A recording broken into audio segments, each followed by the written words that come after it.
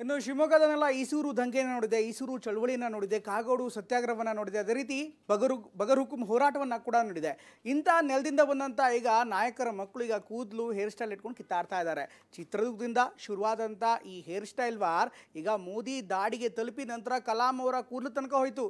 ಏನಾಗ್ತಾ ಇದೆ, ಏನು ಕಿತ್ತಾಟ, ಅದರ ಅಪ್ಡೇಟ್ಸನ್ನು ಕೊಡ್ತೀನಿ ಈ ಸ್ಟೋರಿಯಲ್ಲಿ.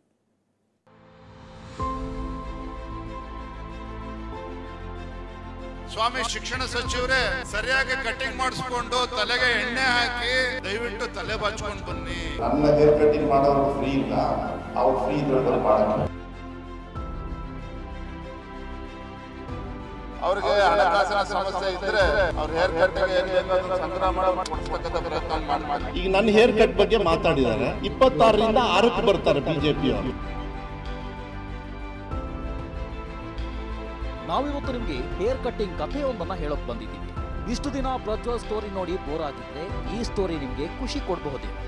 ಧೋನಿ ಹೇರ್ ಸ್ಟೈಲ್ಗೆ ಅಂದಿನ ಪಾಕ್ ಅಧ್ಯಕ್ಷ ಪರ್ವೇಜ್ ಮುಷರಫ್ ಖುಷ್ ಆಗಿದ್ದು ನೋಡಿದ್ದೀವಿ. ರಾಕಿಂಗ್ ಸ್ಟಾರ್ ಯಶ್ KGF ಸಿನಿಮಾದಲ್ಲಿ ಲಾಂಗ್ ಹೇರ್ ಬಿಟ್ಟಾಗ ಭಾರೀ ಸದ್ದು ಮಾಡಿದ್ರು. ಏನೋ ಸಲ್ಮಾನ್ ಖಾನ್ ಸಹ ಸಿನಿಮಾಗಾಗಿ ಉದ್ದ ಕೂದಲು ಬಿಟ್ಟಾಗ ದೊಡ್ಡ ಚರ್ಚೆನೇ ಆಯಿತು. ಅಂದ್ರೆ ಈಗ ಹೇರ್ ಕಟ್ ಅನ್ನೋದು ಈಗ ಹೊಸ ಪೊಲಿಟಿಕಲ್ ಡಿಬೇಟ್ ಆಗ್ಬಿಟ್ಟಿದೆ. ಈಸೂರು ದಂಗೆ, ಕಾಗೋಡು ಸತ್ಯಾಗ್ರಹ, ಬಗರ್ಹುಕುಂ ಹೋರಾಟ, ಸಮಾಜವಾದಿ ಹೋರಾಟ ಹೀಗೆ ಮಹಾನ್ ಆಂದೋಲನಗಳನ್ನ ನೋಡಿದ್ದ ಶಿವಮೊಗ್ಗದ ನೆಲದಿಂದ ಬಂದ ಇಬ್ಬರು ಯುವ ನಾಯಕರು ಈಗ ಕೂದಲು ಗಲಾಟೆ ಶುರು ಮಾಡಿದ್ದಾರೆ. ಮಾಜಿ ಮುಖ್ಯಮಂತ್ರಿಗಳ ಮಕ್ಕಳಿಬ್ಬರು ಕೂದಲು ಕೆರ್ಕೊಂಡು ಜಗಳಕ್ಕೆ ನಿಂತಿದ್ದಾರೆ. ಅಸಲಿ ಸ್ಟೋರಿಗೆ ಬರೋಣ. ಇಷ್ಟಕ್ಕೂ ಈ ಹೇರ್ ಕಟ್ ಗಲಾಟೆ ಶುರುವಾಗಿದ್ದು ಕೋಟೆನಾಡು ಚಿತ್ರದುರ್ಗದಿಂದ. ಮೇ 25ರಂದು ಪರಿಷತ್ ಶಿಕ್ಷಕರ ಕ್ಷೇತ್ರ ಚುನಾವಣಾ ಪ್ರಚಾರದಲ್ಲಿ ಬಿಜೆಪಿ ರಾಜ್ಯಾಧ್ಯಕ್ಷ ವಿಜೇಂದ್ರ, ಶಿಕ್ಷಣ ಸಚಿವ ಮಧು ಬಂಗಾರಪ್ಪ ವಿಧಾನಸಭೆ ಹಾಗೂ ಪರಿಷತ್ಗೆ ಹೇರ್ ಕಟ್ಟಿಂಗ್ ಮಾಡಿಕೊಂಡು ತಲೆ ಬಾಚಿಕೊಂಡು ಬರಲು ಹೇಳಬೇಕು ಅಂತ ಕಾಲೆಳೆದಿತ್ತು. ಅಲ್ಲಿಂದ ಶುರುವಾಯ್ತು ನೋಡಿ ಈ ಹೇರ್ ಕಟ್ ವಾರ್.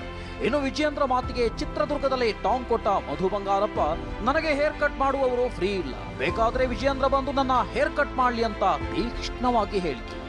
ಸ್ವಾಮಿ ಶಿಕ್ಷಣ ಸಚಿವರೇ ದಯವಿಟ್ಟು ತಲೆ ಬಾಚ್ಕೊಂಡು ಬನ್ನಿ.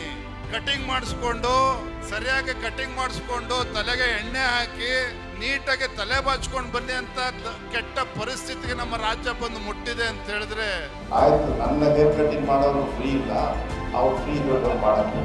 ಆಯ್ತು, ನನ್ನ ಹೇರ್ ಕಟಿಂಗ್ ಮಾಡೋರು ಫ್ರೀ ಇಲ್ಲ, ಅವ್ರು ಫ್ರೀ ಇದ್ರೆ ಮಾಡಕ್ಕೆ. ಅವ್ರೇನು ಅವರಪ್ಪ ಮಿನಿಸ್ಟರ್ ಆಗಿದ್ದಾರೆ, ಚೀಫ್ ಮಿನಿಸ್ಟರ್ ಆಗಿದ್ದಾರೆ ಅಂತ ಆಪ್ಷನ್.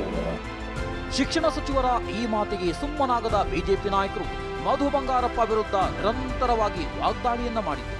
ಜೊತೆಗೆ ಕಲಬುರಗಿಯಲ್ಲಿ ಮಾತನಾಡ್ತಾ ವಿಜೇಂದ್ರ, ನಮ್ಮ ಯುವ ಮೋರ್ಚಾದವರು ಸಚಿವ ಹೇರ್ ಕಟ್ಟಿಂಗ್ಗೆ ಹಣ ಕಳಿಸ್ತಾರೆ ಅಂತ ವಿಜೇಂದ್ರ ಮತ್ತೆ ವಾಪಸ್ ನೀಡಿದ್ರು. ಅವ್ರಿಗೆ ಹಣಕಾಸಿನ ಸಮಸ್ಯೆ ಇದ್ರೆ ಬಹುಶಃ ನಮ್ಮ ಯುವ ಮೋರ್ಚಾದವ್ರಿಗೆ ಹೇಳ್ತೇನೆ, ಎಲ್ಲ ಅವ್ರ ಹೇರ್ ಕಟ್ಟಿಗೆ ಏನ್ ಬೇಕೋ ಅದನ್ನ ಸಂಗ್ರಹ ಮಾಡಿ ಅವ್ರು ಕೊಡಿಸ್ತಕ್ಕಂಥ ಪ್ರಯತ್ನ ಮಾಡ್ತೇನೆ. ಶಿಕ್ಷಣ ಸಚಿವರು ಉದ್ದ ಕೂದಲು ಬಿಡಬಹುದು? ಇದು ಬಿಜೆಪಿ ನಾಯಕರು ಕೇಳ್ತಾ ಇರುವ ಪ್ರಶ್ನೆ. ಶಾಲೆಯಲ್ಲಿ ಮಕ್ಕಳಿಗೆ ಯೂನಿಫಾರ್ಮ್, ಹೇರ್ ಕಟ್ಟಿಂಗ್ ಹೀಗೆ ಡಿಸಿಪ್ಲಿನ್ ಇರುತ್ತೆ. ಆದ್ರೆ ಶಿಕ್ಷಣ ಸಚಿವರೇ ಹೀಗಾದ್ರೆ ಹೇಗೆ ಅನ್ನೋದು ಕೇಸರಿ ಪಡೆಯ ಪ್ರಶ್ನೆ. ಆದ್ರೆ ಶಿಕ್ಷಣ ಸಚಿವರ ವಿಚಾರ ಬೇರೆ. ಅಬ್ದುಲ್ ಕಲಾಂ ಉದ್ದ ಕೂದಲು ಬಿಟ್ಟಿದ್ರು, ಅದಕ್ಕೇನ್ ಹೇಳ್ತೀರಾ ನೀವು? ಮೋದಿ ಸಾಹೇಬ್ರು ಕೋವಿಡ್ ಸಮಯದಲ್ಲಿ ಗಡ್ಡ ಬಿಟ್ಟಿದ್ರು, ಅದಕ್ಕೇನ್ ಹೇಳ್ತೀರಾ?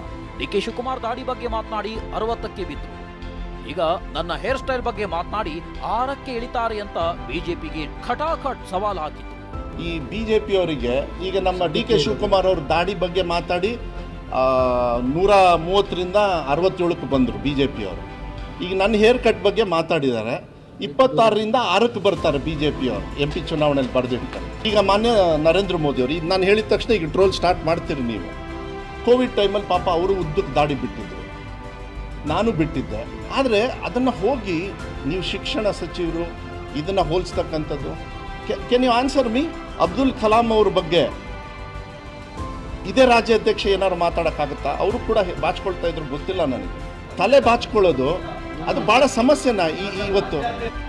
ಶಿಕ್ಷಣ ಸಚಿವರ ಪ್ರಶ್ನೆ ವೆರಿ ಸಿಂಪಲ್, ನನ್ ತಲೆ ನನ್ ಕೂದಲು, ಇದರಿಂದ ಅವರಿಗೆ ಏನ್ ಪ್ರಾಬ್ಲಮು? ಇಷ್ಟಕ್ಕೂ ಚರ್ಚೆ ಮಾಡಲು ಅದೇನ್ ದೊಡ್ಡ ವಿಷಯನ ಅಂತ ಪ್ರಶ್ನಿಸ್ತಾ ಇದ್ದಾರೆ. ಕನ್ನಡದಲ್ಲೊಂದು ಗಾದೆ ಮಾತಿದೆ, ತುರುಬು ಇಲ್ಲದವರಿಗೆ ತಾವರೆ ಹೂವೇ ಅಂತ. ಆದ್ರೆ ತಲೆ ಮೇಲೆ ಕೂದಲು ಇಲ್ಲದವರಿಗೆ ಕಮಲದ ಹೂ ಕೊಟ್ರೆ ಏನ್ ಪ್ರಯೋಜನ ಅಂತ ಜೊತೆಗೆ ಹಳ್ಳಿ ಕಡೆ ಇನ್ನೂ ಒಂದು ಗಾದೆ ಮಾತಿದೆ, ಕೆಲಸವಿಲ್ಲದ ಪುಣ್ಯಾತ್ಮ ಎಲ್ಲಾ ಬಿಟ್ಟು ಮಗನ ಮುಖಕ್ಕೆ ಮೊಳೆ ಹೊಡಿತಿದ್ದಂತೆ. ಈ ಕೂದಲು ಕಿತ್ತಾಟ ನೋಡಿದ ಮೇಲೆ ಪ್ರಸಕ್ತ ರಾಜಕೀಯ ಸನ್ನಿವೇಶಕ್ಕೆ ಯಾವ ಗಾದೆ ಮಾತು ಸರಿ ಹೋಗುತ್ತೆ ಎಂಬುದು ನೀವೇ ಯೋಚಿಸಿ ನಿರ್ಧರಿಸಿ. ಪ್ರಮೋದ್, ಟಿವಿ9 ಬೆಂಗಳೂರು.